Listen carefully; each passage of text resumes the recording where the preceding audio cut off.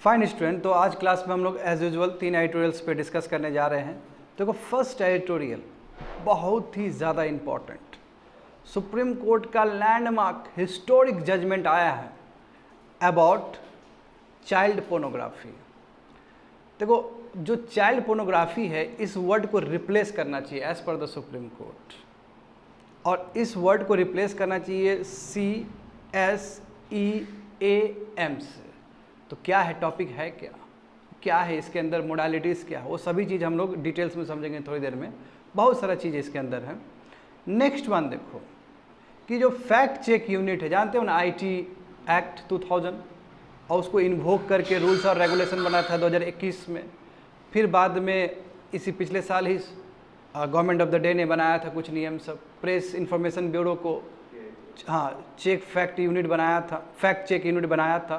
But यहाँ पे कहा गया कोर्ट के द्वारा कि आप अपने ही कॉज में आप आर्बिटर नहीं बन सकते हैं। गवर्नमेंट कैसे आर्बिटर बन सकता है बताओ? तो वो तो जुडिशरी का काम है, वो तो ट्राइब्यूनल का काम है। तो fact check unit, government can not become a जज ऑन इट्स ओन केस, यानी कि सरकार जो मुखिया है वो खुद जज नहीं बन सकता जिसमें खुद वो एक पार्टी शामिल हो। ये बहुत ही इंपॉर्टेंट जजमेंट है, समझे ना? इसको समझेंगे थोड़ी देर में और डिटेल्स से। एंड नंबर थर्ड देखो, चेस। देखो, गजब कल्चर डेवलप्ड हो गया ना भारत में चेस का। डी गुगेस ने जो करके दिखाया है, उससे पहले आनंद जी ने जो करके दिखाया है भारत के लिए, एक लगातार इकोसिस्टम डेवलप्ड हो गया चेस का। इस बार देखो, इस बार का जो ओलंपियाड था, चेस ओलंपियाड, जान रहे हो ना, उसमें है ना, जिसमें हमारे स्पेशली ओपन्स में भी और महिलाओं का भी जो था, दोनों में रिकॉर्ड इस बार दोनों में ही बीट कर दिया वर्ल्ड में। हम लोग दोनों में ही सुप्रीम गया है। तो इसको डिटेल में समझेंगे, ऐसा क्या बात हुआ भारत में कि इतने लोग चेस में इंटरेस्टेड हो गए और इतना अच्छा कमाल कर रहे हैं चेस में। तो इसको भी डिटेल्स में समझेंगे। और इस तरह का सवाल UPSC में पूछा जाता है। सिविल सर्विस में जो थर्ड एडिटोरियल इस तरह का पूछा जाता है कि अचानक कैसे चेंजेस आया, ये कहाँ मेंटेलिटी में, कहाँ माइंडसेट में, किस तरह का इकोसिस्टम बना कि ये गेम इतना प्रॉस्पर कर गया। समझ गए ना? इस तरह का UPSC में, इंडियन सोसाइटी में जरूर पूछेगा घुमा के। आगे देखो, तो historic judgement of the Supreme Court about watching CSEAM, GS paper 2, social justice and governance. Historic judgement of the Supreme Court about watching child sexual abusive content. अच्छा, मामला क्या है? देखो, इससे पहले मामला लोअर कोर्ट का हुआ था, मद्रास हाई कोर्ट का। तो मद्रास हाई कोर्ट ने क्या सुनाया था फैसला, मैं पहले वो फैसला समझ लो। मद्रास हाई कोर्ट ने फैसला सुनाया था कि यदि कोई भी चाइल्ड से रिलेटेड पोर्नोग्राफी मटेरियल देखा जाता है प्राइवेट में, तो ठीक है, कोई दिक्कत नहीं है, समझे, ये ऑफेंस नहीं माना जाएगा। यदि कोई भी चार दीवारी के अंदर अपने प्राइवेट स्पेस में कोई चाइल्ड पोर्नोग्राफी से रिलेटेड मटेरियल देख रहा है, कंटेंट देख रहा है, तो कोई गलत नहीं है। ये मद्रास हाई कोर्ट ने फैसला सुनाया था। तो इसी को चैलेंज किया गया सुप्रीम कोर्ट ने। अब सुप्रीम कोर्ट में क्या जजमेंट आया है? देखो, सुप्रीम कोर्ट ने बहुत ज़्यादा बड़ा जजमेंट दिया है इस पर।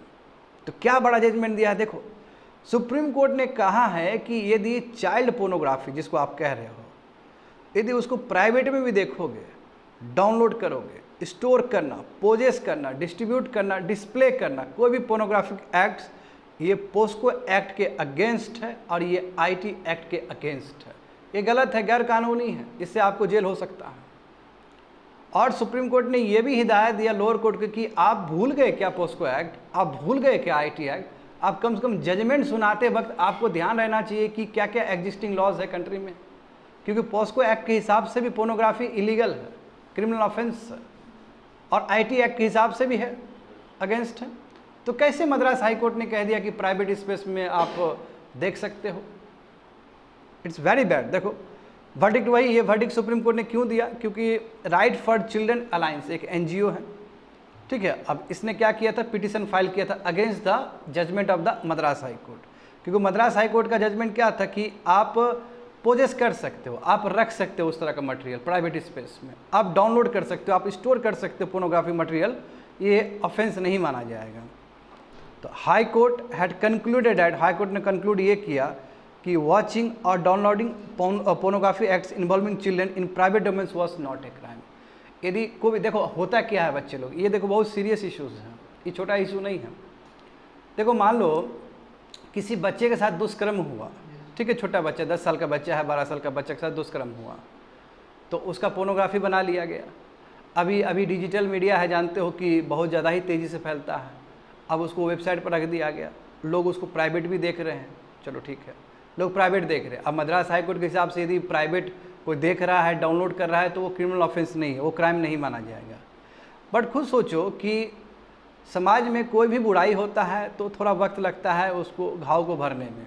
करेक्ट, किसी बच्चे के साथ मान लो दुष्कर्म हुआ, 10 साल की बच्ची है, उसके साथ दुष्कर्म हुआ, उसका वीडियो वायरल हो गया, उसका इमेज वायरल हो गया, तो कुछ साल तक तो बहुत बड़ा असर रहेगा, उसका ट्रॉमा रहेगा ब्रेन का। मान लो कि वो वीडियो बहुत सारे लोग ने देखा और बाद में 10 साल बाद फिर वो वीडियो लौट के आ गया, तो फिर ट्रॉमा आएगा फिर से एक बार कि हमारे साथ ही इतना बड़ा बुरा चीज़ हुआ था, दुष्कर्म हुआ था। तो सुप्रीम कोर्ट का सोचो कितना अच्छा व्यू है कि प्राइवेट में देखना भी गलत है, ये पूरा इलीगल है, ये क्राइम है। कैसे लोअर कोर्ट ने अलाउ कर दिया कि पोर्नोग्राफी, चाइल्ड से रिलेटेड जो पोर्नोग्राफिक कंटेंट्स हैं, परंतु सुप्रीम कोर्ट ने फटकारा है कि ये वर्ड ही गलत है। पोर्नोग्राफी का मतलब होता है जहाँ पे दो एडल्ट जो है वो एक दूसरे से सहमत है। मैं यहाँ पे ऐसा थोड़ी है, चाइल्ड के साथ ऐसा थोड़ी है, चाइल्ड के साथ तो एब्यूसिव हो रहा है, गलत तरीके से दुष्कर्म किया जा रहा है उसके साथ, उसके बाद फिर उसका वीडियो बनाया जा रहा है, उसका फिर इमेज खींचा जा रहा है और उस हिसाब से इंटरनेट पर सर्कुलेट किया जा रहा है। तो पहले तो ये शब्द को ही चेंज करिए और नया शब्द को दीजिए CSEAM। और सुप्रीम कोर्ट ने कैटेगरिकली बोला है कि जब तक पार्लियामेंट लॉ नहीं लेके आया तब तक ऑर्डिनेंस बनाना है आपको। इतना ज़्यादा हिदायत है सुप्रीम कोर्ट की तरफ से, सोचो, इसलिए हिस्टोरिक जजमेंट है। ऐसे सुप्रीम कोर्ट डायरेक्ट ऑर्डिनेंस लेने के लिए थोड़ी बोलता है। सुप्रीम कोर्ट ने यहाँ कहा कि आप पोर्नोग्राफी वाला जो वर्ड है उस पर आप चेंज करो, ऑर्डिनेंस लाओ उस पर, और ये चेंज करके IT एक्ट में भी चेंज हो जाना चाहिए, CSEM होना चाहिए, और आपका ये पोस्को एक्ट में भी CSEM वर्ड होना चाहिए, पोर्नोग्राफी एक्ट नहीं होना चाहिए वहाँ पे। बात समझ गए? तो हाई कोर्ट का जो मद्रास हाई कोर्ट का जो फैसला है कि pornographic materials related to children private space में देखा जा सकता है, उसको स्टोर किया जा सकता है, उसको पॉइजन किया जा सकता है, उसको डाउनलोड किया जा सकता है, इस जजमेंट को सुप्रीम कोर्ट ने खारिज कर दिया कि गलत बात है, ऐसा बिल्कुल नहीं करना है। आगे देखो, तो why does the information technology act 2000 came into picture? क्यों आखिर IT एक्ट क्यों आया? क्योंकि IT एक्ट में दिया गया है एक पर्टिकुलर सेक्शन, देखोगे विद्यार्थी लोग तो सेक्शन तुमको नजर आएगा, सेक्शन 67B IT एक्ट का ये पर्टिकुलर सेक्शन कहता है कि यदि कोई भी डेटा यूज़ करे, ट्रांसमिट करे और पब्लिश करे ऐसा खराब चीज़ सब, ऑफेंस मटेरियल सब जो कि चाइल्ड पोर्नोग्राफी से रिलेटेड हो, समझे? यदि कोई ब्राउजिंग कर रहा है, यानी कोई सर्च कर रहा है, कोई क्रिएट कर रहा है इस तरह की चीज़, कोई कलेक्ट कर रहा है, कोई ऑनलाइन में किसी को दे रहा है, ठीक है, कोई बच्चे लोग को भड़का रहा है ये पोर्नोग्राफिक कंटेंट्स, तो उसको एक क्रिमिनल ऑफेंस माना जाएगा, उसको IT एक्ट के द्वारा उसको गिरफ्तार कर लिया जाएगा। मतलब IT एक्ट में पूरी तरीके से प्रावधान ये है कि आपको पोर्नोग्राफी से रिलेटेड कंटेंट्स को ना ट्रांसमिट करना, ना स्टोर करना है, ना डाउनलोड करना है, ना ही इस चीज़ को बढ़ावा देना है। तो IT एक्ट में दिया गया है ये चीज़, समझ गए ना? हाँ, आगे देखो, तो what were the reason for such decision by the Supreme Court about child sexual abuse? आखिर क्यों सुप्रीम कोर्ट ने मद्रास हाई कोर्ट के बात को खारिज कर दिया? आखिर सुप्रीम कोर्ट ने क्यों कहा कि प्राइवेट स्पेस में भी आप नहीं देख सकते हो? तो यहाँ समझो, sexual act was only the beginning of child victimisation.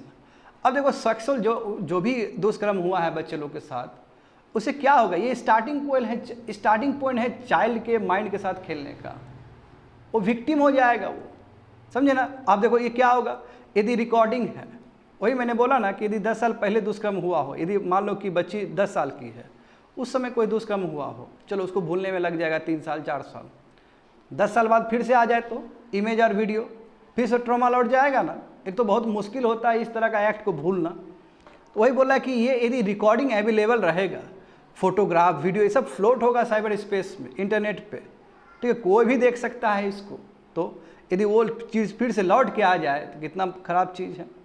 और देखो, इस काउंटलेस स्ट्रेंजर्स देखेंगे इस चीज़ को, और फिर एक ऐसा समय आएगा फिर से लौट के चला आएगा, तो फिर उसका जो ट्रॉमा है, वो कितना मुश्किल से वो ट्रॉमा से निकल पाई थी बच्ची, वो फिर से वो ट्रॉमा में चली जाएगी। वेरी बैड, समझे ना? This perpetuating violation deprives the victim of any remaining, यानी कि जो चांस था हीलिंग का, कि अब वो अपना नॉर्मल लाइफ जिएगी, अब अपना लाइफ फंडामेंटल राइट्स के साथ जिएगी, वो भी जो एक अच्छा रास्ता था वो भी खत्म हो जाए। क्यों? क्योंकि वीडियो फिर से रिसर्फेस हो गया, इमेज फिर से वापस आ गया, फिर उसके फैमिली के लिए भी बैड इमेज, उसके लिए भी बैड, एक तो बहुत मुश्किल से वो चीज़ से उबड़ी थी वो। तो इसलिए सुप्रीम कोर्ट ने पार्लियामेंट से अर्ज किया है, रिक्वेस्ट किया है, समझे, कि जो पोस्को एक्ट में जो आप चाइल्ड पोर्नोग्राफी जो वर्ड यूज़ किए हो उसको आप रिप्लेस कर दो, क्योंकि चाइल्ड पोर्नोग्राफी सही वर्ड नहीं है। क्या चीज़ से रिप्लेस कर दो? Child sexual exploitative and abuse material, यानी कि ये क्या है? सेक्सुअल एक्सप्लॉयटेटिव है, ये एक्सप्लॉयटेशन है बच्चे लोग के साथ जो हुआ, और ये एब्यूजिव मटेरियल है, ऐसा खराब मटेरियल जो कि यूज़ नहीं होना चाहिए सोसाइटी में। बात समझे? इस चाइल्ड पोर्नोग्राफी से आप रिप्लेस कर दो, क्योंकि मैंने बोला है तुम लोग को, पोर्नोग्राफी का मतलब होता है कि जहाँ पे दोनों ही एडल्ट एक दूसरे से सहमत है और वो अपना वीडियो वगैरह बना रहे हैं। बट इसमें क्या है कि ऐसा नहीं है, इसमें दुष्कर्म हो रहा है, इसमें गलत चीज़ हो रहा है। बात समझे? कोर्ट ने सरकार को भी आदेश दिया है, गवर्नमेंट ऑफ द डे को भी आदेश दिया कि आप अभी ऑर्डिनेंस लाओ जब तक पार्लियामेंट का दरवाजा ना खुल जाए। बात समझे ना?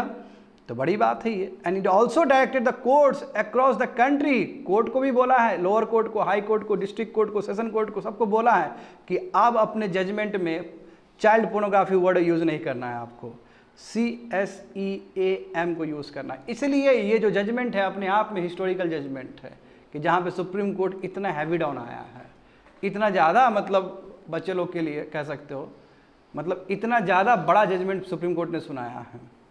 आगे देखो, तो व्हाट आर द रीज़न, आखिर क्या रीज़न है कि सुप्रीम कोर्ट ने इस वर्ड को रिप्लेस करने का बात किया, चाइल्ड पोर्नोग्राफी को रिप्लेस करने का बात किया child sexual exploitative and abusive materials से?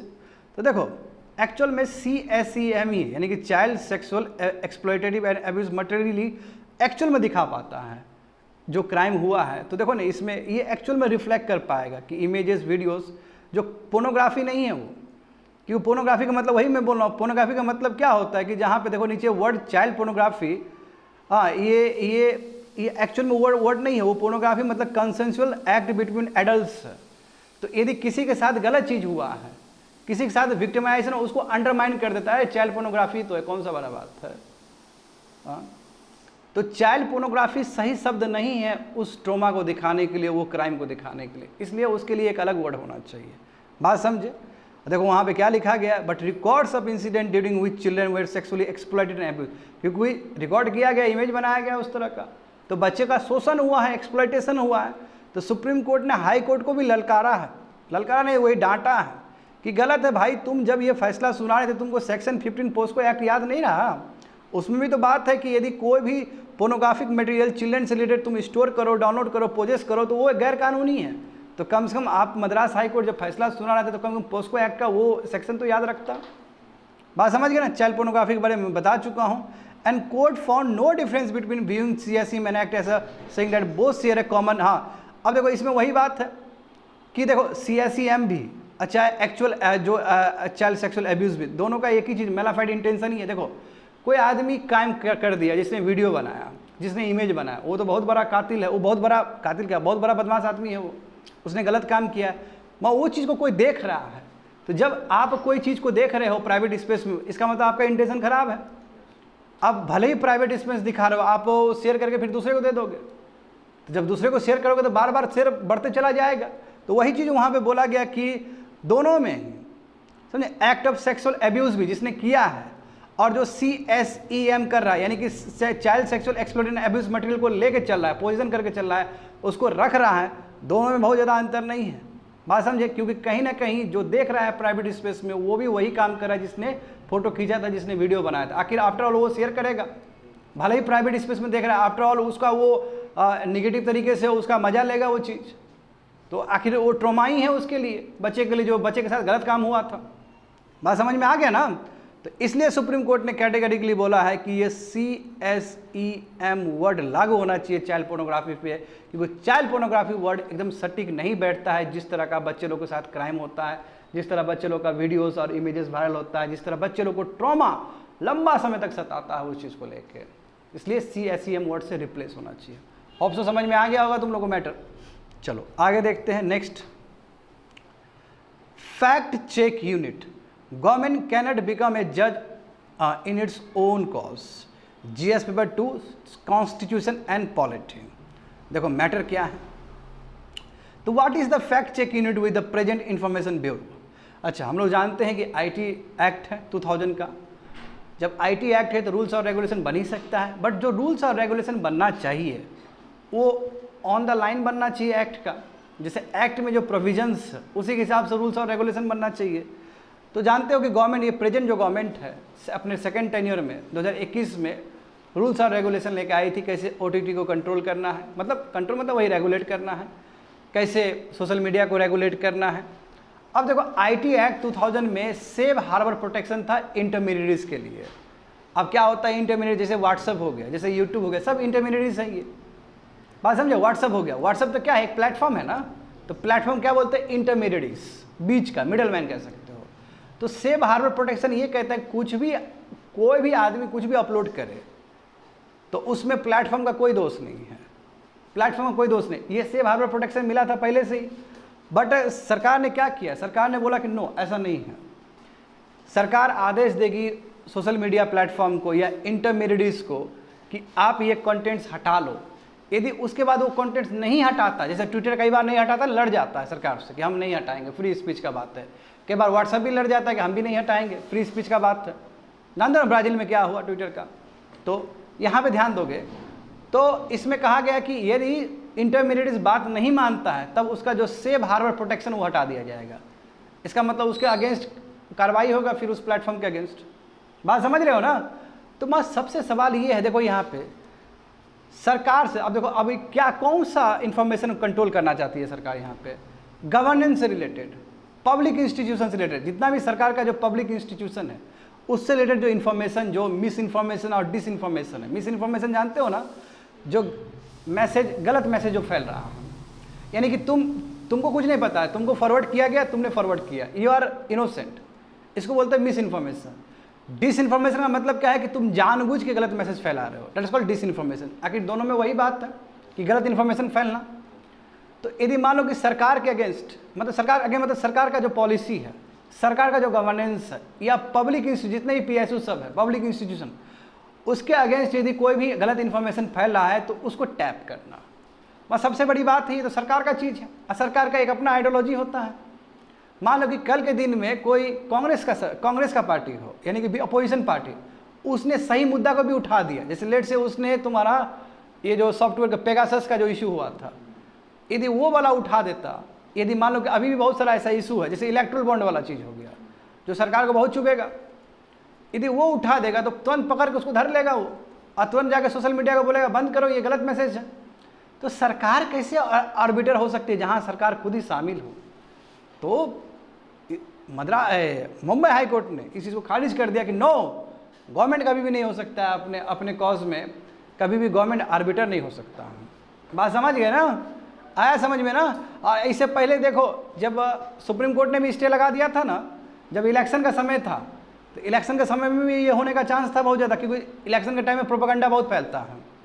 प्रोपेगेंडा जान रहे हो ना, यानी कि सही इन्फॉर्मेशन को गलत तरीके से पेश करना, या फिर ऐसा इन्फॉर्मेशन को फैलाना जो कि गलत है, एक तरफा इन्फॉर्मेशन कह सकते हो कि अपना एडवांटेज के लिए। तो देखो जब इलेक्शन होने वाला था तो उस समय भी सुप्रीम कोर्ट ने स्टे लगा दिया कि नो, गवर्नमेंट अपना केस में आर्बिटर नहीं बन सकती है। तो उसके बाद गवर्नमेंट ने कुछ नहीं किया। अब यहाँ पे मामला देखो, ये जो फैक्ट चेक यूनिट है, यानी कि फैक्ट को चेक करने के लिए एक जो संस्था बना है, ये कब बनाया गया तुम्हारा, 2023 में बनाया गया, समझे ना। और इससे रिलेटेड जो तुम्हारा रूल्स और रेगुलेशन 2021 में आया था। और कौन सा एक्ट से, आईटी एक्ट 2000 से। इसमें क्या है कि फैक्ट चेक यूनिट क्या करेगी, सोशल मीडिया में जो भी इंफॉर्मेशन तैर रहा है, जो भी गलत इन्फॉर्मेशन है, fake information, false information, misleading information, उसमें प्लेटफॉर्म को बोलेगी कि भाई तुम अपना ये चीज़ कंटेंट्स हटा दो।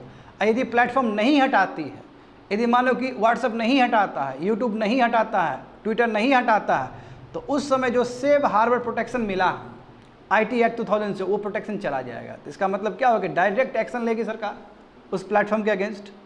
तो देखो अब इस चीज़ को लेके एडिटर्स और पब्लिशर ने भी कहा है कि ये जो आपने फैक्ट चेक यूनिट बनाया, वो भी फैक्ट चेक यूनिट का जो हाउस है, जो हेडक्वार्टर है, वो प्रेस इन्फॉर्मेशन ब्यूरो के साथ आपने शामिल कर दिया। कहने का मतलब प्रेस इन्फॉर्मेशन ब्यूरो ही क्या है अब, फैक्ट चेक यूनिट है। तो प्रेस इन्फॉर्मेशन ब्यूरो तो पूरा सरकार का है, भारत सरकार का है वो चीज़। तो ये गलत है, क्योंकि सरकार खुद ही शामिल है, सरकार खुद एक स्टेक होल्डर है उसका, क्योंकि उसी का इन्फॉर्मेशन तो तैर रहा है, उसी का गवर्नेंस का इन्फॉर्मेशन तो तैरेगा सोशल मीडिया में। तो कैसे सरकार फैक्ट चेक यूनिट को बना रही है जहाँ पे वो खुद ही रूल करेगी, खुद ही डिसाइड करेगी कौन सा फैक्ट सही है, कौन सा फैक्ट गलत है। अब प्रेस इंफॉर्मेशन ब्यूरो के साथ उसको हाउस किया गया है फैक्ट चेक यूनिट को, समझ गए ना। अब यहाँ पे देखो थोड़ा हिस्ट्री देखो बच्चे लोग, हिस्ट्री क्या है तो जानते हैं कौन से मिनिस्ट्री के अंदर होगा, ministry of electronics and information technology, है ना। ये अप्रैल 6, 2023 को बनाया गया था। जैसे ही बनाया गया लॉट ऑफ क्रिटिसिज्म की, गलत बात है ये, सरकार तो ऐसे तहस नहस कर देगी फिर अपोजिशन को, क्योंकि मल्टीपल व्यू होना चाहिए डेमोक्रेसी में, और ऐसा भी व्यू होना चाहिए जो सरकार के अगेंस्ट हो। क्यों नहीं, सरकार भी तो गलत काम कर सकती है, सत्य तो कुछ भी हो सकता है ना, सत्य जरूरी नहीं है कि सरकार वाला ही सत्य हो, सरकार वाला भी सत्य हो सकता है, सरकार का अपोजिट वाला भी सत्य हो सकता है।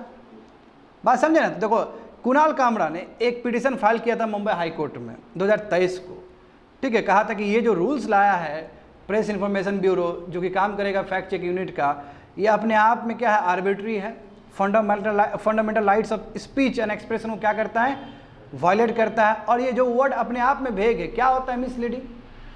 सही इन्फॉर्मेशन को भी आप मिसलीडिंग बता दोगे। उसके बाद देखो जो एडिटर गिल्ड ऑफ इंडिया है और इंटरनेट फ्रीडम फाउंडेशन है, ये बड़े बड़े संस्था है, इन्होंने भी ज्वाइन किया, बोला कि सही बात बोल रहा है ये, बिल्कुल हम भी इसके अगेंस्ट थे, इसने भी पिटीशन फाइल कर दिया। उसका देखो हाई कोर्ट में 2 जज बेंच का बना, तो 2 जज में 1-1 से गया है। एक जज ने कहा ठीक तो है, प्रेस इन्फॉर्मेशन ब्यूरो सही तो बना रहा है, मिस इन्फॉर्मेशन को काटेगा, सही तो है, सरकार सही कर रही है। मैं दूसरा वाला जज ने कहा कि नो, सही नहीं है, सरकार कैसे बन सकती है आर्बिटर अपना पे। तो 1-1 से हो गया, इसका मतलब कुछ निष्कर्ष नहीं निकला, तो ये आगे जाएगा। ये मद्रास हाई कोर्ट ने बनाया, सॉरी मद्रास बोले बॉम्बे हाई कोर्ट ने। बॉम्बे हाई कोर्ट ने कितना जज का बनाया, 2 जज का बनाया, तो वहाँ 1-1 हो गया, इसका मतलब कोई जजमेंट तो आया नहीं। अब ये जाएगा हायर में, हाँ ये हायर में जाएगा ना जी, तो उसमें उसको बोलते हैं टाई ब्रेकर जज, क्योंकि उसमें 3 जज का बैठेगा। तो इसमें जानते हो कि या तो 2-1 होगा, 2-1 का मतलब क्या है, फैसला पक्का हो जाएगा उससे। तो 3 जज का जो फैसला बना, 3 जज का जब फैसला बना हायर जज, उसमें 2-1 से आया कि नो, गवर्नमेंट बिल्कुल भी आर्बिटर नहीं बनना चाहिए अपने कॉज में। बात समझे। तो देखो वही चीज़ है, देखो मार्च 21, 2024 देखो इलेक्शन जब होने वाला था, तो उस समय सुप्रीम कोर्ट ने स्टे लगवा दिया था ना कि FCU को नहीं मॉनिटर नहीं करना है सोशल मीडिया कंटेंट्स, क्योंकि वो काम गड़बड़ कर देगा, अभी इलेक्शन है, प्रोपेगेंडा चला देगा गवर्नमेंट भी, तो इसलिए उस समय मना कर दिया गया था। अब देखो टाई ब्रेकर जज ने भी फैक्ट चेक यूनिट को क्वैश कर दिया कि नो, सरकार नहीं रख सकती है, प्रेस इन्फॉर्मेशन ब्यूरो में नहीं रख सकती है, इसे चिलिंग इफेक्ट होगा, इससे फंडामेंटल राइट्स खराब हो जाएगा लोगों का। यहाँ पे समझो तो व्हाट वाज द डिफेंस। अच्छा सेंट्रल गवर्नमेंट ने क्या डिफेंस, सॉलिसिटर जनरल रिप्रेजेंट करेंगे। अच्छा बच्चे लोग, हाई कोर्ट का भी बहुत पावर होता है, जानते हो ना। सुप्रीम कोर्ट तो अपने जगह सुप्रीम कोर्ट है, हाई कोर्ट भी बहुत बड़ा है। हाई कोर्ट में भी सॉलिसिटर जनरल को, है ना, अटॉर्नी जनरल को जाना पड़ता है रिप्रेजेंट करने के लिए। हाई कोर्ट का भी वही औड़ा है, वही स्टेटस है। तो इसलिए कंफ्यूज मत होना कि सर आप हाई कोर्ट का बात करें, बिल्कुल ये मामला फिर सुप्रीम कोर्ट में जा सकता है, ये अलग बात है। तो देखो सेंट्रल गवर्नमेंट को रिप्रेजेंट करा था वही सॉलिसिटर जनरल तुषार मेहता जी जो हैं, उन्होंने कहा कि देखिए सर, ये फैक्ट चेक यूनिट है, कहीं ना कहीं लोगों को ये प्रिवेंट करेगा कि गलत इन्फॉर्मेशन नहीं फैलाए, और ये जो अप्रोच है लेस रिस्ट्रिक्टिव अप्रोच है, ताकि हम फेक, फॉल्स और मिसलीडिंग इन्फॉर्मेशन को हम क्या कर सकें, टैप कर सके, उसको रोक सके। ठीक है, अच्छा दलील है। इनफैक्ट प्राइवेट कंपनीज और इंडिविजुअल भी तो अपना फैक्ट चेक यूनिट रखते हैं, उसको वो करने के लिए, चेक करने के लिए। जब प्राइवेट कंपनीज रख सकता है, इंडिविजुअल्स रख सकता है, तो हम सरकार क्यों नहीं रख सकते हैं, ताकि लोगों को इन्फॉर्मेशन, सही इन्फॉर्मेशन जानने का पूरा अधिकार है।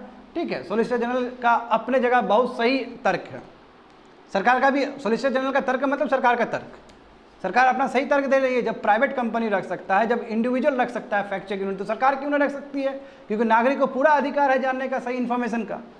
हाँ, तो इसमें देखो बहुत सारे केस ऐसे भी होते हैं एज पर सॉलिसिटर जनरल, जहाँ पे सरकार एजुकेटर रहती है और बेनिफिशियरी में खुद सरकार भी रहती है। जैसे लैंड डिस्प्यूट हो गया तो उस समय सरकार खुद शामिल रहती है। इस केस में ऐसा नहीं है, इस केस में हम एजुकेटर नहीं हैं, बस हमारा काम ये है कि हम आइडेंटिफाई करेंगे गलत इन्फॉर्मेशन को और बोलेंगे कि इस इन्फॉर्मेशन गलत है, इंटरमीडिएट तुम इसको हटा दो, नहीं तो तुम्हारे ऊपर जो सेफ हार्बर प्रोटेक्शन जो था वो हट जाएगा तुम्हारे ऊपर से। हम इतना ही तो कर रहे हैं, हम अच्छा तो काम कर रहे हैं, हम नागरिक को सही इन्फॉर्मेशन पहुंचाना चाह रहे हैं as per the solicitor general.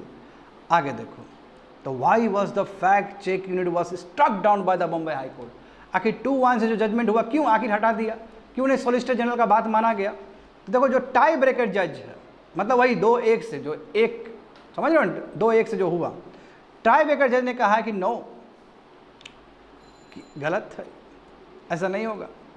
Tie breaker जज से डैट ये जो भी आया है रूल्स रेगुलेशन 2023 का, ये कहीं ना कहीं ये जो रूल्स आखिर इसी रूल से ना इन्वोक किया गया, प्रेस इन्फॉर्मेशन ब्यूरो बनाया गया, ये आर्टिकल 14 को वायलेट करता है, राइट टू इक्वालिटी को, आर्टिकल 19 को वायलेट करता है, freedom of speech and expression को, एंड आर्टिकल 19 क्लॉज 1G को भी ये वायलेट करता है, क्योंकि ये freedom and right to profession का अधिकार है संविधान के हिसाब से। ये सभी आर्टिकल को वायलेट करता है ये फैक्ट चेक यूनिट। और ये जो शब्द है फेक, फॉल्स और मिसलीडिंग, ये जो रूल्स में लिखा गया है, इसका मतलब क्या होता है? ये तो बहुत ही भेग है, यानी कि सरकार को जो लगता है फेक तो वो फेक कर देगा, सरकार को जो लगेगा मिसलीडिंग तो मिसलीडिंग कर देगा। मिसलीडिंग का मतलब क्या होता है? और सरकार को वो चीज़ बिल्कुल रास नहीं आएगा जो सरकार के अगेंस्ट होगा। जैसे मान लो कोई इलेक्ट्रल बॉन्ड का मुद्दा खूब उठा देता है तो उसको डायरेक्ट वो कर देगा फिर, जबकि इलेक्ट्रल बॉन्ड का मुद्दा तो सही मुद्दा है। तो सरकार 100% सही हो ऐसा जरूरी नहीं है, नागरिक को पूरा बोलने का अधिकार होना चाहिए। और दूसरी बात है कि अननेसेसरी इंटरमीडिएट्स के ऊपर प्लेटफॉर्म, जो सोशल मीडिया प्लेटफॉर्म, उसके ऊपर चिलिंग इफेक्ट होगा, उसको डर से बंद करना पड़ेगा। ये भी तो गलत बात है। यदि उसके प्लेटफॉर्म की वजह से लोगों को बोलने का अधिकार मिलता है, लोगों को एक्सप्रेस करने का मौका मिलता है, लोगों को ये बताने का मौका होता है क्या सत्य है क्या सत्य नहीं है, तो उसके ऊपर चिलिंग इफेक्ट बिल्कुल नहीं पड़ना चाहिए। सोशल मीडिया तो अच्छा ही काम कर रहा है।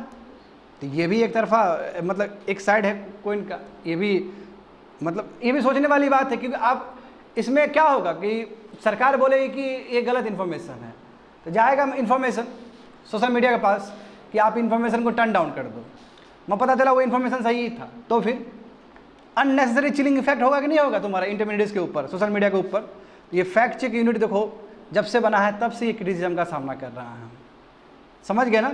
तो what is the essence of the 2-1 judgment? आखिर ये जो भी फैसला सुनाया गया, इससे क्या निष्कर्ष निकाल सकते हो? तो निष्कर्ष यही निकालोगे, ये जो शब्द है आईटी रूल्स में फॉल्स, फेक और मिसलीडिंग, ये ठीक से डिफाइन नहीं है, नंबर 1। दूसरी बात है कि कहीं प्रॉपर रिड्रेसल मैकेनिज्म है ही नहीं, सरकार डिसाइड करेगा। अच्छा, सरकार यदि गलत डिसाइड करेगा तो कहाँ जाएगा बात?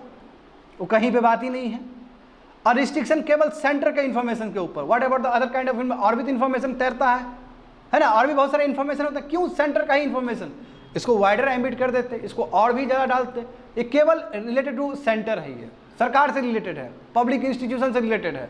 आखिर क्यों वही इन्फॉर्मेशन, और भी तो इन्फॉर्मेशन इसके अंदर हो सकता है। और दूसरी बात है कि कहीं ना कहीं आर्टिकल 19 क्लॉज 2 वहाँ पर रीजनेबल रिस्ट्रिक्शन है ना, तो यहाँ पे कहीं पे भी आर्टिकल 19(2) जो रीजनेबल रिस्ट्रिक्शन है कि आप ये नहीं कर सकते हो, उसमें कहीं पे भी ये चीज़ नहीं लिखा गया है कि आप इस तरह फैक्ट चेक यूनिट बना के वो आर्बिटर बन के आप जो लोगों का जो फ्रीडम ऑफ स्पीच है वो आप कटल कर सकते हो, ऐसा कहीं प्रोविजन नहीं है। तो आर्टिकल 19 क्लॉज 2 जो रीजनेबल रिस्ट्रिक्शन है कि फ्रीडम ऑफ स्पीच और एक्सप्रेशन पे, वहाँ कहीं पे भी इस तरह का प्रोविजन नहीं है, तो कैसे आप इन्वोक कर सकते हो इस चीज़ को? बात समझ रहे हो? तो what was the opinion, minority जज का ओपिनियन क्या है? ओके, माइनॉरिटी ओपिनियन का जजमेंट यही है कि प्लेटफॉर्म, बिल्कुल एक प्लेटफॉर्म, देखो सिंपल बात है, प्लेटफॉर्म यदि उसको सरकार की तरफ से इन्फॉर्मेशन मिल गया, देखो ये बीच का सोल्यूशन है, यदि सरकार की तरफ से इन्फॉर्मेशन मिल गया कि इन्फॉर्मेशन गलत है तो डिस्क्लेमर चला दे। और डिजिटल प्लेटफॉर्म, डिजिटल देखो अभी भी होता है ना कि यूट्यूब पे पब्लिक कम्युनिटी गाइडलाइंस होता है, उसमें कुछ गलत भलगड़ नहीं डाल सकते हो आप। तो उसी तरह यदि मान लो कि उधर से सरकार की तरफ से आ गया ऑर्डर कि ये गलत इन्फॉर्मेशन, तो आप डिस्क्लेमर चला दो, ये भी एक सोल्यूशन हो सकता है, समझे ना। और हाँ, इसने ये भी माना है कि इससे कोई चिलिंग इफेक्ट फ्री स्पीच पे नहीं होगा। ठीक है, अब माइनॉरिटी ओपिनियन नंबर 2-1 जो हो गया जो बात है। तो फाइनल शब्द क्या, देखो फाइनल शब्द कंक्लूजन तो यही रहेगा कि समझते हैं कि ये जो दौर है मिस इन्फॉर्मेशन और डिसइन्फॉर्मेशन का है, अनडाउटली इसको टैकल तो करना ही पड़ेगा, मगर सरकार जज बन जाए ये गलत बात है। यदि जज बनना होगा तो एक इंडिपेंडेंट बॉडी को बनाना होगा, इंडिपेंडेंट बॉडी ठीक से देख पाएगा, सरकार इसको ठीक से नहीं देख पाएगी, ये कंक्लूजन। और ये बात सही है, नहीं तो कन्फ्लिक्ट ऑफ इंटरेस्ट हो जाएगा ना। सरकार जिस केस में शामिल हो, सरकार खुद उसका जज बन जाए तो हमेशा तुम्हारा जजमेंट गलत आएगा उसका। बात समझ रहे हो ना? कभी भी कोई भी मान लो कि जज के अगेंस्ट कोई भी मुकदमा हो तो वो जज नहीं बैठ सकता है अपने कॉज में, वो जज को छोड़ना पड़ता है और दूसरा कोई जज सुनाता है उसके ऊपर फैसला। तो जहाँ खुद शामिल हो पार्टी, उस पर कैसे तुम्हारा वही सुना सकता है फैसला? तो इसलिए गवर्नमेंट को बिल्कुल भी प्रेस इंफॉर्मेशन ब्यूरो को आगे लेके नहीं चलना चाहिए, इंडिपेंडेंट बॉडी होना चाहिए जो ये चीज़ को देखे। समझ गए, एसेंस यही है। लास्ट देखो, chess success breeds popularity and this in turn breeds more success. देखो एक कितना सुंदर इकोसिस्टम बना भारत में चेस का, और अभी देखो क्या से क्या हो गया चेस में, कितना आगे निकल गए हम लोग चेस में। जीएस पेपर 1 इंडियन सोसाइटी, देखो मामला क्या है इस बार को, देखो चेस ओलंपियाड में करके दिखाए ना हम लोग। हाँ, ये देखो हिस्टोरिक मोमेंट है भारत के लिए, ये जो बुडापेस्ट में हंगरी में जो हुआ था इस बार। इससे पहले कहाँ पे हुआ था? 44 चेन्नई में हुआ था हमारा, 44 चेन्नई में हुआ था, वहाँ पे भी अच्छा ही परफॉर्मेंस था हमारा। इस बार देखो 45th जो चेस ओलंपियाड हुआ उसमें देखो ओपन सेक्शन से और वुमेन सेक्शन से दोनों सही हमने करके दिखाया है, दोनों में ही टॉप किया है भारत ने। अब देखो ओपन सेक्शन में मैक्सिमम पॉइंट कितना है? 22 पॉइंट, 22 पॉइंट में हमारा 21 पॉइंट आया है, और हमसे जो सेकंड कंट्री है वो यूएस है, उसका 17 पॉइंट आया है 22 में। वुमेन का देखो, वुमेन का भी देखो 22 पॉइंट में 19 पॉइंट आया है वुमेन का। देखो तो ओपन में भी है, ओपन मतलब जहाँ सब पार्टिसिपेट कर सकता है, ओपन मतलब बहुत सारा गेम होगा, ओपन मतलब क्या सबके लिए खुला हुआ। और वुमेन का एक डेडिकेटेड है, वुमेन का भी हमने 19 पॉइंट लिया है, और सेकंड कौन है? कजाकिस्तान है। यानी कि हम ओपन में भी और वुमेन सेक्शन में दोनों में भी हम टॉप किए इस बार, और ये करने वाले हम थर्ड कंट्री है अभी तक वर्ल्ड में। इससे पहले का यूएसएसआर ने किया था और चाइना ने किया था, थर्ड कंट्री हम लोग है। ये अपने आप में गौरव का विषय है विद्यार्थी लोग। ये 2 साल पहले देखो इंडिया, इस बार देखो ना गोल्ड मिला कि नहीं मिला हमें? हाँ, इस बार हमें गोल्ड मिला है देखो। हाँ, winning the gold medals both in the open and women section of the 45th chess olympiad. Gold medal मिला, गोल्ड मेडल से बहुत ज़्यादा मिला हमें। नीचे देखो 2 ईयर्स अगो इंडिया को ब्रॉन्ज मेडल मिला था दोनों ही सेक्शन में, ओपन और वुमेन में। हाँ, जो कि चेन्नई में हुआ था। और ये एक्स्ट्राऑर्डिनरी जो फीट है जहाँ पे इतना ज़्यादा दोनों में ही गोल्ड मेडल मिला है, दोनों में ही इतना पॉइंट मिला है, हम थर्ड कंट्री आएंगे, समझे ना। ये एक्स्ट्राऑर्डिनरी जो अचीवमेंट है भारत का, ये 2 कंट्री के बाद है हिस्ट्री में। अभी तक यूएसएसआर और चाइना ही करके दिखाया है, थर्ड कंट्री हम हैं। तो हम कह सकते हैं कि चेस ओलंपियाड में भारत ने करके दिखाया है। आगे देखो तो 4 individual gold medals Budapest, 4 individual. देखो अब ये इसका उम्र देखो ना, ये बच्चे लोग का, दिग्विजय का 18 साल है, हाँ, अर्जुन का 21 साल है, दिव्या देशमुख का 18 साल है, वनिता अग्रवाल का 21 साल है। मतलब कितना कम एज का बच्चा लोग है, देखो गोल्ड मेडल जीत के लाया है। हाँ, मतलब इंडियन टीम ओपन सेक्शन में इतना डोमिनेंट था बच्चे लोग, बस डोमिनेंट इन 44 गेम। हम लोग 44 गेम्स खेले और जिसमें से एक ही गेम हारे हैं, 43 गेम जीते हैं। ये तो अचीवमेंट है ना, बात समझ में आ रहा है ना। 44 गेम्स खेला हमने, इतना 44 गेम्स में 43 गेम्स हम जीते हैं। हाँ, इस बार देखो हर समय ही लगता था कि चलो महिला बहुत पीछे है, इस बार महिला भी करके दिखाई है। हाँ, India depth human game is nowhere near to the man. India देखो अब चेस साइड में शुड ट्राई टू, देखो महिलाओं को भी इस बार बुडापेस्ट में महिला ने भी दिखाया है, तो वो भी कितना आगे जा सकती है। The future of chess is increasingly looking Indian. देख रहे हो ना, अब इंडियन रोल मॉडल बनने जा रहा है चेस में, जिस हिसाब से जीता है। आगे देखो आखिर ये कैसे पॉसिबल हुआ, ये तो बड़ी बात है ना। रातों रात तो नहीं होता है, जैसे हम देखते हैं ना कि हरियाणा में ज़्यादातर होते हैं ओलंपिक खेलने वाले लोग सब, स्पोर्ट्स प्लेयर्स। ऐसे क्यों? रातों रात तो नहीं हुआ ये चीज़, एक इकोसिस्टम बना। तो भारत में ऐसा क्या हुआ कि इतने बच्चे लोग इतना, देखो 4 गोल्ड मेडल जीत लिया ओलंपियाड में।